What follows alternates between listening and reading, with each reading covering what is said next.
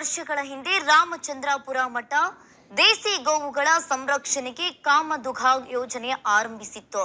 ಅದರ ಮುಂದಿನ ಹೆಜ್ಜೆಯಾಗಿ ಮಲೆನಾಡು ಗಿಡ್ಡ ಸಂರಕ್ಷಣೆ ಮತ್ತು ಸಂವರ್ಧನಾ ಅಭಿಯಾನ ನಡೀತಾ ಇತ್ತು. ಇದರ ಮುಖ್ಯ ಸಂಚಾಲಕರಾಗಿ ದಕ್ಷಿಣ ಕನ್ನಡ ಜಿಲ್ಲೆಯ ಸುಳ್ಯ ತಾಲೂಕು ನಿಂತಿಕಲ್ಲು ಸಮೀಪದ ಅಲೆಕ್ಕಾಡಿಯ ಅಕ್ಷಯ ಆಳ್ವ ಅಭಿಯಾನವನ್ನ ಮುಂದುವರಿಸಿಕೊಂಡು ಹೋಗ್ತಾ ಇದ್ದಾರೆ.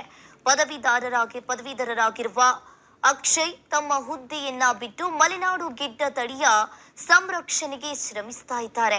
ಈಗಾಗಲೇ ತಮ್ಮ ಮನೆಯಲ್ಲಿ 30ಕ್ಕೂ ಹೆಚ್ಚು ಮಲೆನಾಡು ಗಿಡ್ಡ ತಳಿ ಗೋವುಗಳನ್ನ ಸಾಕಾಣೆ ಮಾಡ್ತಾ ಇದ್ದಾರೆ.